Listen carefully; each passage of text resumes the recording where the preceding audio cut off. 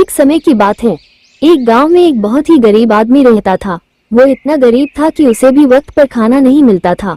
वो अपने जिंदगी पर बहुत परेशान था, परंतु करता भी तो क्या। एक दिन जंगल की तरफ निकल पड़ा और कुछ दूर जाने के बाद उसकी मुलाकात एक ऋषि मुनि से हुई। ऋषि मुनि को अपनी सारी बात बताई। तब ऋषि मुनि ने बोला, तुम यहाँ से पूरब दिशा में चले जाओ, वहाँ पर काफी जमीन है, उसमें तुम खेती करो, तुम्हें उससे कुछ मुनाफा होगा।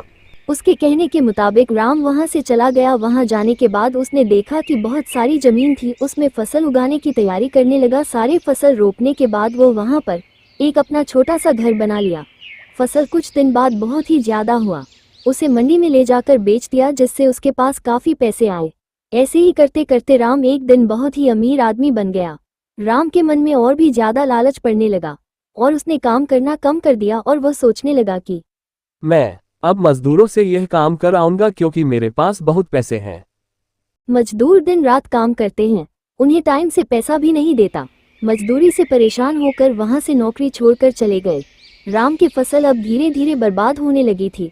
राम को अब समझ में नहीं आ रहा था कि वो क्या करे। तभी अचानक वहां पर वही ऋषि मुनि घूमते हुए पहुंचे। तभी राम ऋषि मुनि के पैरों पर गिर गया और कहने लगा, मुझे कुछ प्रॉफिट नहीं हो रहा है। तुम अपने अंदर का घमंड हटा दो तो तुम्हें फिर से प्रॉफिट होने लगेगा। राम को सारी बातें समझ में आ गई। उसने फिर से काम करना शुरू कर दिया, जिससे उसे फिर से प्रॉफिट होना शुरू हो गया। तो इसीलिए कहते हैं दोस्तों, कभी हमें आलस नहीं करना चाहिए, हमें डटकर मेहनत करना चाहिए, तभी हमें सफलता मिलेगी। अन्यथा हम बिस्तर पर सोकर यह सोचे कि हम करोड़पति बन जाएं, तो कभी नहीं बन सकते हैं।